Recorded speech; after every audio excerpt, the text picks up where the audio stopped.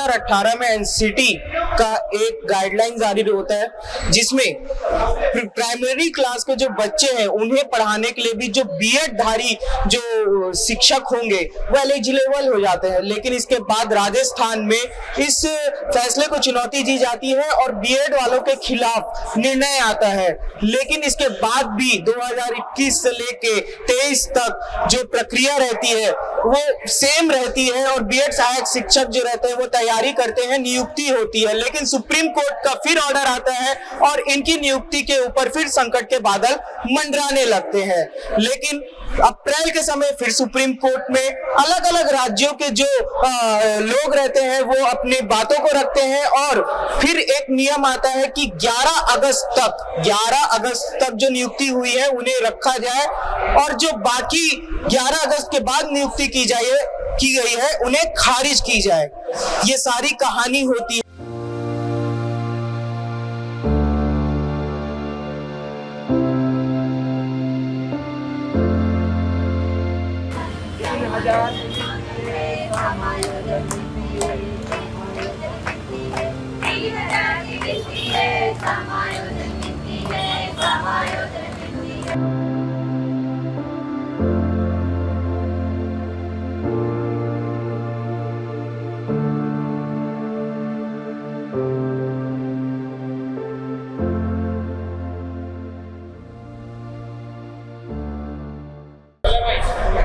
तो 2018 में एनसीटी का एक गाइडलाइन जारी होता है जिसमें प्राइमरी क्लास के जो बच्चे हैं उन्हें पढ़ाने के लिए भी जो बीएड धारी जो शिक्षक होंगे वो एलिजिबल हो जाते हैं। लेकिन इसके बाद राजस्थान में इस फैसले को चुनौती दी जाती है और बीएड वालों के खिलाफ निर्णय आता है।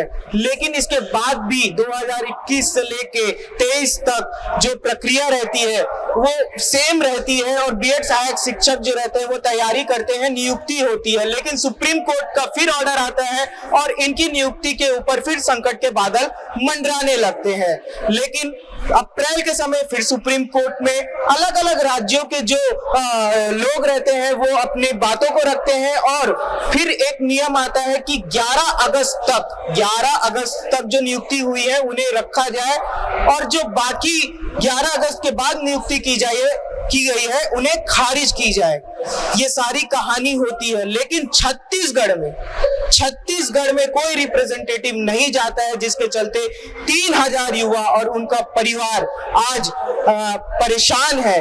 राजधानी रायपुर के तूता धरना स्थल पर अपनी बातों को रख रहा है और मांग कर रहा है समायोजन की। नमस्कार, मैं हूं राघवेंद्र पांडे, आपका स्वागत है न्यूज प्लस 21 में। बीएड सहायक शिक्षकों की लड़ाई लगातार जारी है। पहले छत्तीसगढ़ मुक्ति मोर्चा के लोग इनके साथ आए थे, अब छत्तीसगढ़ बचाओ आंदोलन के जो कार्यकर्ता है, जो जनप्रतिनिधि है, वो भी अब इनके साथ आ चुके हैं। आइए सीधा बात करते हैं उनसे। सर, जो पिटीशन लगाए हैं आप लोग सुप्रीम कोर्ट में, रीपिटीशन लगाए हैं और दूसरी तरफ आप लोग मांग करें ऑर्डिनेंस की, क्या पूरी प्रक्रिया है? किस तरीके से जो बीएड सहायक शिक्षक के लोग हैं उनकी नौकरी को बचाया जा सकता है? देखिए, मसला सिर्फ इतना है कि जो एक सेंटर पे एजेंसी है national council for teachers education, उन्होंने एक ऑर्डर निकाल दिया कि जो क्लास 1 से 5 तक के जो है उसमें बीएड जो शिक्षक हैं उनको नहीं लिया जाएगा। राज्य सरकारों ने नियुक्तियां कर दी। भाई, नियुक्ति कर दी तो आपको देखना चाहिए। अब आपने नियुक्तियां कर दी, मामला सुप्रीम कोर्ट चला गया, हाई कोर्ट में गया, सुप्रीम कोर्ट में गया। सुप्रीम कोर्ट ने जो है ये कह दिया और उन्होंने कट ऑफ डेट दी है अगस्त की कि इसके पहले जिनकी नियुक्तियां हुई हैं वो रहेंगी और उसके बाद नहीं रहेंगे। अब छत्तीसगढ़ की जो नियुक्ति हुई है वो 13 अगस्त के बाद हुई है। यही मामला मध्य प्रदेश में था, 11,000 शिक्षकों का मामला था। मध्य प्रदेश ने अपना पक्ष प्रभावी तरीके से रखा और वहां शिक्षकों की नौकरी को बचा लिया गया। छत्तीसगढ़ ने अपना पक्ष जो है वो कोर्ट में नहीं रखा और जिसके चलते आज 3000 शिक्षकों के ऊपर बर्खास्तगी की तलवार लटकी और बर्खास्तगी हो चुकी है। हम इस मामले में ये कहना चाह रहे हैं कि देखिए, भर्ती भी राज्य सरकार ने की है, ठीक है। यदि कोई केंद्र और राज्य के आदेश के बीच में यदि कम्युनिकेशन का प्रॉब्लम है, यदि कोऑर्डिनेशन का प्रॉब्लम है, उसकी सजा युवाओं को क्यों मिलनी चाहिए? वो भी किस मामले में? वेलफेयर स्टेट है, एजुकेशन आपकी जिम्मेदारी है। ये जो 3000 शिक्षक थे ये कहाँ पढ़ा रहे थे? बलरामपुर, सूरजपुर, आपके जसपुर, आपके सरगुजा, इस इलाके में बीजापुर, जहां पे आप छत्तीसगढ़ के अंदर 35,000 पोस्ट खाली है शिक्षकों की। आप समझिए कि 3,000 शिक्षकों को निकलना मतलब 3,000 स्कूलों में शिक्षकों की कमी होना। 3,000 और माइनस कर लीजिए, उन बच्चों का भविष्य का क्या होगा, उनकी पढ़ाई का क्या होगा? 3,000 परिवारों के रोजगार का सवाल है। तो हम सिर्फ इतना कह रहे हैं कि इस देश के अंदर जब पूंजीपतियों को बचाने की बात होती तो ऑर्डिनेंस आता है। मैं 2 उदाहरण आपके सामने लगता हूं। 2014 में जब सुप्रीम कोर्ट ने 204 कोल ब्लॉक को निरस्त किया, केंद्र सरकार तत्काल ऑर्डिनेंस लाई और कॉर्पोरेट को बचाया। 2014 में ही सरकार बनी, लैंड एक्विजिशन कानून 2013 के तहत कॉर्पोरेट को मुनाफा देना था, आप ऑर्डिनेंस लेके आए और आपने जो है कानून को संशोधित किया। तो पूंजीपतियों के लिए इस देश में ऑर्डिनेंस आएगा, लेकिन जो गरीब घरों के बच्चे बड़ी मुश्किल से पढ़ के निकले हैं और उनके जब रोजगार की बात आएगी तब ऑर्डिनेंस क्यों नहीं आएगा?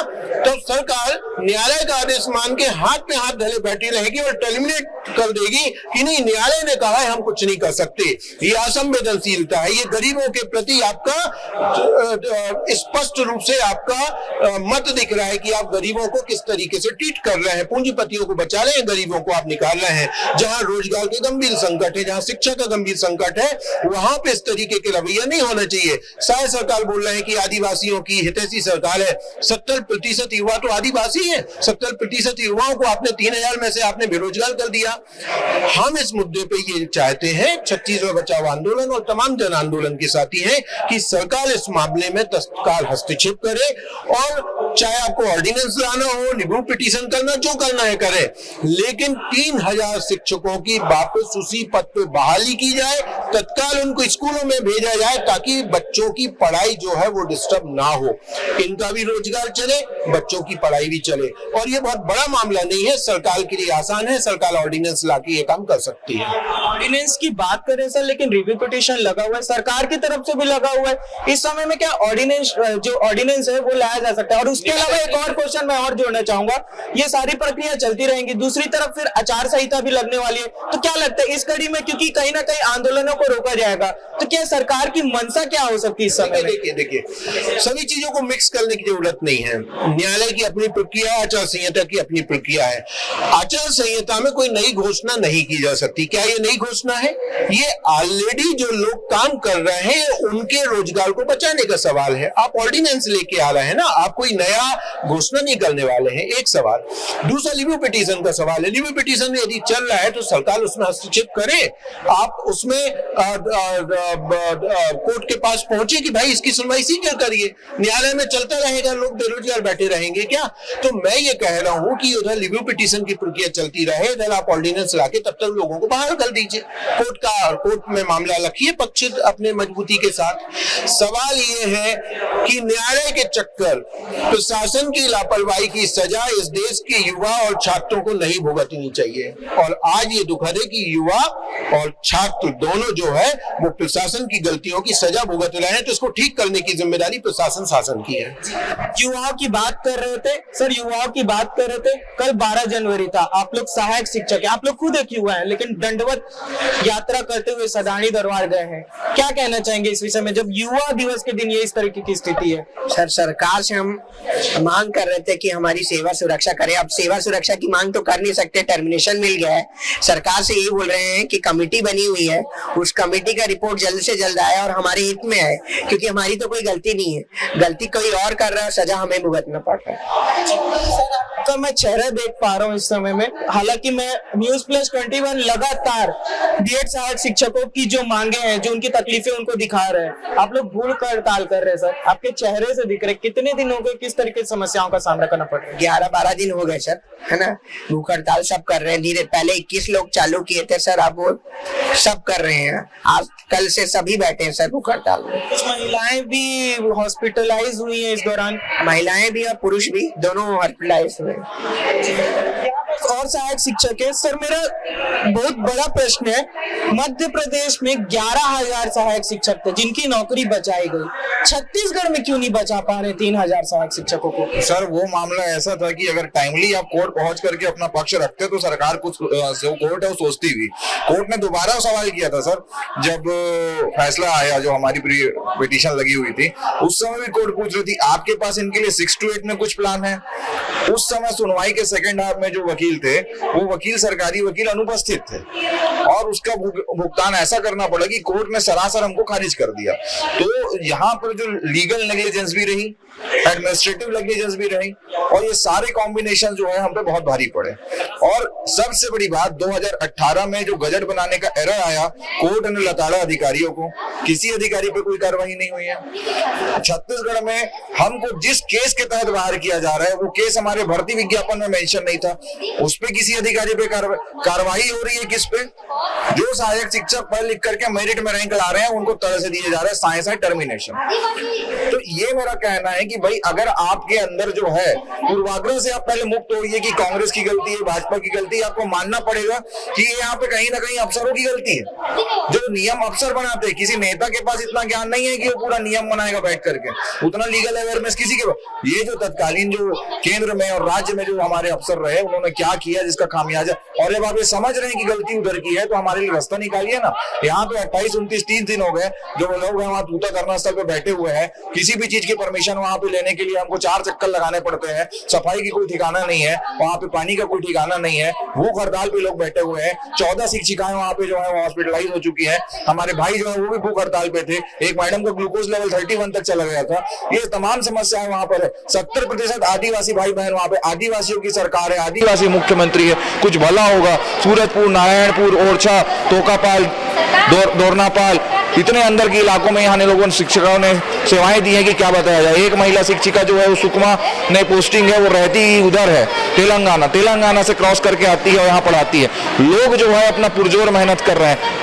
चारामा में हमारे भाई पोस्टेड थे और वहाँ आप रिकॉर्ड उठा के पता कर लीजिए, मैं ऑन रिकॉर्ड बोल रहा हूँ कि उसके पहले, पढ़ाने के पहले कितने बच्चों का नवोदय सिलेक्शन हुआ था, उसके पढ़ाने के बाद कितने बच्चों का नवोदय सिलेक्शन हुआ है। तो योग्यता भी कहीं से कम नहीं है सर। आपको पता है कि ये सारे योग्य बैच के लोग थे, उसके बाद भी हमको बाहर किया गया। क्योंकि देखिए आप जो है अगर परफेक्टली वहाँ लड़ते तो स्थिति नहीं आती। अभी भी सरकार के पास समय है कि तत्काल जो है हमारे लिए जो है रास्ता निकाले और अपनी पीठ थपथपाए। हम कोई राजनीतिक लोग नहीं है सर, हम कांग्रेस भाजपा करने वाले लोग नहीं है। हम तो वो लोग हैं जो चुनाव की बेटी उठाते हैं और चुनाव करवाने जाते हैं, निष्पक्ष होकर के चुनाव कराते हैं। हम वो लोग हैं जो बीएलओ की ड्यूटी करते हैं, हम वो लोग हैं जो अभियोजन अधिकारी की ड्यूटी करते हैं। हम किसी राजनीतिक पार्टी से जुड़े हुए नहीं है। हमने तो भाजपा को भी अपने मंच में इन्विटेशन दिया है सर, बाकियों से तो समर्थन मांगा है। भाजपा कार्यालय में जाकर के भाजपा के नेताओं को इन्वाइट किया है बाकायदा इन्विटेशन कार्ड से। कार्यालय जब गए थे, कुशाभाऊ ठाकरे कार्यालय जब गए थे तब पुलिस कार्रवाई भी हुई थी आप लोगों के ऊपर, इस पे क्या बोलना चाहिए? जी सर, वो ऐसा था कि लोग वहाँ पहुंचे हुए थे, वहाँ शायद कुछ ओपिनियन डिफरेंस हुआ, लोग वहाँ अंदर चले गए, कहना है कि जबरदस्ती चले गए। कुशाभाऊ हम लोग साल, 1.5 साल, सवा साल से जब से हमारी मामले चल रहे हैं हम जाते रहे हैं। अब उसमें सरकार को बड़ा दिल दिखाना था। 1 जनवरी के दिन जो है हमारे लोगों को जो है टर्मिनेशन जारी होना शुरू हुआ। उसी परिप्रेक्ष्य में वो बात रखने गए थे कि भाई इसके पहले जो है वो बंगलों में जा रहे थे तो बंगलों से भी पुलिस हमको हटा दे रही थी कि नहीं आप अलाउड नहीं है। तो वो संगठन के पास गए और वहाँ भी वो हुआ, जो है FIRs की गई हैं और लोगों को जो है वहाँ पे जेलों में रखा गया। 24 घंटे करीब लगभग हमारे कुछ शिक्षक साथी जेल में भी बंद थे, सेंट्रल जेल पे। तो वो सारी चीज़ें हुई हैं सर, ठीक है। अब ये जो है आंदोलन के हिस्से होते हैं और सरकार को एक विशाल हृदय दिखाते हुए अभी भी ये समझना चाहिए कि ये कोई क्रिमिनल नहीं है जिनके साथ ऐसी बर्बरतापूर्ण कार्रवाई की जाए। हम जो है शिक्षक हैं जो अपनी मांग रखने, एक तो शिक्षा मंत्री हमारे हैं मुख्यमंत्री साहब, उन्होंने शिक्षा मंत्रालय रखा हुआ है, कहीं कोई विरोध नहीं है, लेकिन उनसे कम्युनिकेट करते ही नहीं बन रहे हैं। उनका प्रोटोकॉल इतना टाइट रहता है कि मुख्यमंत्री से परमिशन दिलाने में तो विधायकों के पसीने छूट जा रहे हैं। मैं सीधा बोल रहा हूँ, आम आदमी तो छोड़िए, आप वो देखिए जन दर्शन में वो आप कागज लेके जाएंगे, हाँ ठीक है, वो बात हमारा विषय कागज को ऐसे बाजू खसकाने वाला विषय नहीं है ना। हमको तो 10-15 मिनट बैठ के बात करनी है। तो बड़ी बात सर इसलिए भी नहीं है क्योंकि बात ही ये भी हो रही है, जब 33,000, मैं अगर गलत होऊंगा तो मुझे रोकिएगा, 33,000 ज्यादा है, उतनी वैकेंसियां जब खाली है तो समायोजन क्यों नहीं हो पा रहे? इच्छा शक्ति का अभाव है सर। सारी चीजें इच्छा शक्ति पे डिपेंड करती है। जैसे कि हमारे सम्माननीय सर शुक्ला सर थे, अभी उन्होंने कहा कि सरकार जो है कुछ कुछ मामलों में तो तड़ से एकदम से अध्यादेश लेके आ जाती है, कुछ कुछ मामलों में तड़ से एकदम टर्मिनेशन जारी कर देती है। तो बात है कि आप जो है किस दिशा में आप निर्णय लेना चाह रहे हैं, आपकी डिसीजन मेकिंग कैसी। आप देखिए, ये बात आप समझिए कि टर्मिनेशन जो है हमको जारी हुआ, ठीक है, विभाग ने जारी किया, लेकिन बदनामी तो साई जी की हो रही है ना। इनको तो उनको समझना चाहिए। आज क्या बोला जा रहा है, साई सरकार में 9 वर्ष में शिक्षकों को गिफ्ट दिया गया, 3000 लोगों को टर्मिनेट किया गया। किसी अधिकारी की बदनामी थोड़ी हो रही है, साई सरकार की बदनामी हो रही है। इस बात को उनको समझना होगा। मुख्यमंत्री भूपेश बघेल भी आप लोगों के बीच पहुंचे थे और कहीं ना कहीं इसको फिर राजनीति से जोड़ दिया, कहीं ना कहीं आप राजनीति के लिए भी इस्तेमाल होते हुए नजर आ रहे सर। तो इस पर भी अपनी बात रखिए, क्योंकि जो लड़ाई आपकी है वो कहीं और न चली जाए। देखिए, भूपेश जी वहां पहुंचे थे, वहां से उनका स्टेटमेंट ये था कि राजनीति ना की जाए। उन्होंने भी कोई राजनीतिक विषय नहीं रखा, उनका राजनीति ना की जाए, सरकार के पास विशाल हृदय का परिचय दे और जो है अभी भी इन शिक्षकों को बचा लिया जाए। वहां से जाके उन्होंने थोड़ी कुछ कहा कि ये है वो है, सब समझ रहे हैं कि ये पॉलिसी मेकिंग का जो एरर है। नारा उस समय वायरल हो रहा था, भाई बीएड सहायक शिक्षकों ने कहा बचा लो काका। नहीं, ऐसा नहीं है। वहाँ पे भूपेश बघेल ने स्पष्ट कहा कि साय जी के पास मौका है इन 3000 बच्चों का दिल जीतने का। विपक्षी पार्टी क्यों इस चीजों को बोलेगा? क्योंकि उनको पता है कि ये राजनीति का विषय नहीं है, ये 3000 परिवारों के घर का सवाल है, पेट का सवाल है। उन्होंने स्पष्ट शब्दों में कहा कि हम मैं कोई राजनीति करने नहीं आया हूं। उन्होंने अपने समय के भी परिदृश्य को बताया कि घटनाक्रम क्या थी, किस परिप्रेक्ष्य में चीजों को शामिल किया गया, उसमें क्या चीजें उन्होंने स्पष्ट तौर पे कहा। उन्होंने कहीं पे कोई भाजपा कांग्रेस की बात नहीं कही है और उन्होंने स्पष्ट कहा सरकार के पास खुला मौका है 3000 लोगों का दिल जीतने का, 3000 परिवारों को बचाने का। लेकिन भाजपा सरकार जो अभी मौजूदा सरकार है, इवनली विजय शर्मा जो गृह मंत्री उप मुख्यमंत्री भी हैं, वो कह रहे हैं कि पूर्ववर्ती सरकार जो थी उनके समय गलतियां हुई, नियुक्ति में गलती हुई, नियुक्ति गलत तरीके से कराई गई। इस विषय को भी अगर आप लोगों में जानकारी तो रखिए, क्या हुई, क्या है, गलती हुई कहाँ है? यहाँ से हुई है सर कि 2018 जून में भारत का राजपत्र आया जिसमें बीएड को अलाउ किया गया। अब 2018 में माननीय पता कर लें कि केंद्र में किनकी सरकार थी। कांग्रेस भाजपा हम नहीं कर रहे हैं, लेकिन हम जवाब देने को भी तैयार हैं। 2018 में कौन शिक्षा मंत्री था, किनके अधीन जो है वो मंत्रालय में जो है ये राजपत्र आया और वो राजपत्र किस बिना पे खारिज हुआ कि आपने प्रोसीजर फॉलो नहीं किया है, प्रोसीजरल एरर। इतने बड़े बड़े अधिकारी जो केंद्र स्तर के अधिकारी माने जाते हैं, उनको प्रोसीजर ही पता नहीं है कि कैसे जो है कोई राजपत्र में वो लाया जाता है, गजट लाया जाता है, बना दिया जाता है। उसको बचाने के लिए आप जो शर्तें रखे हैं वो पिछले 5 सालों में आपने वो भर्ती पूरा निकाल पाए। ब्रिज कोर्स की बात कही, ब्रिज कोर्स डिजाइन ही नहीं किया गया एनसीटी के द्वारा, जबकि केंद्र में कौन सरकार है, उनके कारण आया था। कोर्ट का स्पष्ट वर्डिक्ट था, ये किसी संस्था के द्वारा, उनके कमेटियों के द्वारा नहीं बनाया गया है, एमएचआरडी मिनिस्ट्री के लेटर के कारण बनाया गया है। एमएचआरडी मिनिस्ट्री कौन चला रहा था उस समय? 2018 में किसकी सरकार थी? विजय शर्मा जी को अल्प नॉलेज है इस संबंध में, कृपया वो 2018 से सिलसिलेवार निकालें। हमको समय दें, उनको नहीं पता तो हम जाके बताएंगे। और समय आप लोगों को मिल नहीं रहा है जैसा मिलना चाहिए। यदि उनको लगता है कि ये कांग्रेस की गलती है तो हमको बुलाए ना, हम बताएंगे 2018 से किस प्रकार से नियम में बदलाव आया, किनकी कमियों की वजह से ये नियम बनी और कोर्ट ने क्यों खारिज किया। अगर ये कांग्रेस की गलती होती तो मध्य प्रदेश के बच्चे क्यों फंस रहे थे? वहां कितने साल से भाजपा की सरकार है, तो जड़ में क्या है? जड़ में वही जो 2018 का जो फॉल्टी नोटिफिकेशन था, जो उस समय एमएचआरडी मिनिस्ट्री ने गलत किया, उसकी वजह से हुआ। उस समय तो कहीं कांग्रेस नहीं थी, तो मध्य प्रदेश कैसे फंस गया?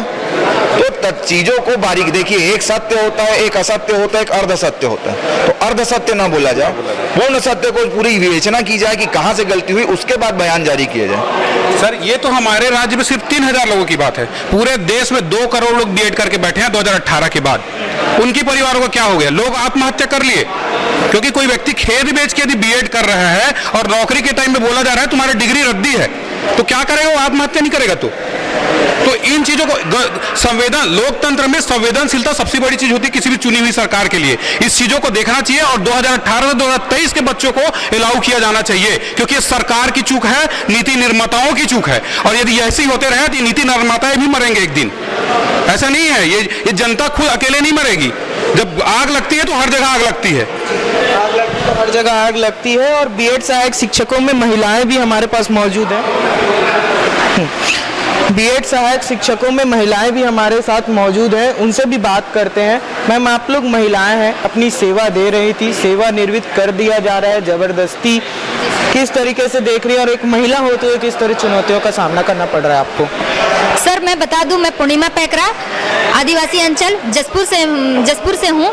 सर हम लोगों को 1 तारीख को हम लोगों का निरस्ती आ गया है कि हम लोगों को सेवा समाप्त कर दी जा चुकी है।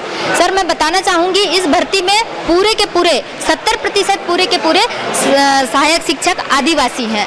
और एक आदिवासी महिलाओं को, आप पूछ रहे हैं महिलाओं से, तो महिलाओं को पढ़ना बहुत मुश्किल होता है सर।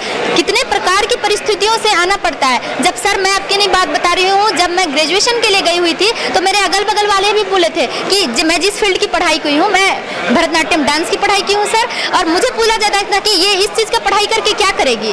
लेकिन जब मैं पढ़ ली उसके बाद मुझे अनुभव हुआ कि मैं एक भरतनाट्यम डांस की जब पढ़ाई कर सकती हूँ, फिर मैं अपने अंचल में जाके उन आदिवासी बच्चों को भी भरतनाट्यम क्लासिकल डांस से अवगत कराऊंगी। इसीलिए सर मैं बीएड की पढ़ाई की, और बीएड की पढ़ाई की और टेट क्वालिफाई की और शिक्षक भर्ती की परीक्षा पास की, और मैं वो कर पाई। वो किस लिए सर? मेरे में क्वालिटी था कि मैं भरतनाट्यम उनको सिखा पाऊँ, ये मेरा मेन मुद्दा था सर। नहीं तो मैं उस फील्ड में भी जा सकती थी, लेकिन मैं अपने अंचल को सिखा पाऊँ सर, ये मेरा पहला मुद्दा था। और आज मैं उस मुकाम पे पहुंची हूँ सर, तो मेरे हमारे पैर काट दिए गए हैं। छत्तीसगढ़ में एक कहावत है सर, पीठ ला मार ले लेकिन पेट ला झन मार। इसने तो हमारे पेट पे ही ऐसा वार किया है कि हम कहीं के नहीं रहे। सिर्फ आपके पेटों में नहीं, कहीं ना कहीं आपके परिवार भी कहीं ना कहीं इससे जूझ रहे हैं। जी बिल्कुल सर, मेरे साथ मेरे परिवार के और आगामी भविष्य के लिए भी है सर। और मेरे साथ जो मैं जिन बच्चों को पढ़ा रही थी, जिनको शिक्षा दे रही थी, उनको भी वो भी कहीं ना कहीं प्रभावित हो रहे हैं। मैं सरकार से बार बार निवेदन कर रही हूँ सर, पूरे 29,000 सहायक शिक्षक निवेदन कर रहे हैं कि हमको कहीं ना कहीं किसी भी प्रकार से समायोजित करें। और आज छरछरा का मौका है सर, छरछरा में हर कोई एक दूसरे के घर जाके अन्न मांगते हैं, हम दान के स्वरूप में समायोजन ही मांग रहे हैं, क्योंकि हम किसी भी प्रकार का कोई अत्याचार करके नहीं आए हैं। हम लीगल तरीके से आए हैं, सारी परीक्षाओं को पास करके आए हैं और हम अपने मुकाम को हासिल किए हैं सर। यहाँ सिर्फ एक परीक्षा अलग चीज है, नौकरी से निकालना सर, यहाँ मेरे आत्मसम्मान की बात है। आज मैं ये मुंह लेकर के अगर मैं घर जाती हूँ सर, तो मुझे क्या बोला जाएगा? जरूर तुमको गांव को समझाना बहुत दिक्कत है कि मैंने क्या किया था। मैं तो सारे लीगल तरीके से आई हूँ सर, और यहाँ हम लोगों को सरकार बेघर कर दिया है एक हिसाब से। ये भारत की, पूरे देश की, पूरे छत्तीसगढ़ की बहुत बड़ी विडंबना है। सरकार विकास की ओर नहीं जा रही है, देश सरकार जो है विकास वो गर्त की ओर जा रही है। तो सरकार इसको जल्द से जल्द हमको कहीं ना कहीं समायोजित करे, ये हमसे बार बार निवेदन है, अनुनय है, विनय है बार बार। साय सरकार आप जल्दी से साय ये काम कीजिए, बाकी चीज तो साय हो जाता है, हमारा समायोजन भी 2-4 दिन के अंदर ही साय कर दीजिए, बस यही निवेदन। ये थे हमारे साथ बीएड सहायक शिक्षक, जिनका कहना है कि इनका समायोजन साय कर दीजिए, छेड़छाड़ में अन्न का दान मत कीजिए, न्याय का दान कीजिए, इनका समायोजन कीजिए। बीएड सहायक शिक्षकों से हमने विस्तृत रूप से चर्चा की। हालांकि न्यूज़ प्लस 21 हम लोग आपको लगातार इनकी खबरें दिखा रहे हैं, कहाँ गलती हुई, क्या चीजें हुई, ये बता रहे हैं, लेकिन आज विस्तृत रूप से चर्चा की, पूरी बातें की, एनसीटी से लेके 2018 से लेकर अभी तक के पूरे परिदृश्य को समझने की कोशिश की, कहाँ गलती हुई, सारी चीजों को आप तक रखा है। अब देखना ये होता है कि आगे सरकार क्या करती है, क्या इनका समायोजन होता है या फिर इनकी लड़ाई ऐसे ही जारी रहती है। ऐसी खबरों के लिए बने रहिए हमारे साथ। कैमरामैन नवेज अहमद के साथ मैं राघवेंद्र पांडे, न्यूज़ प्लस 21।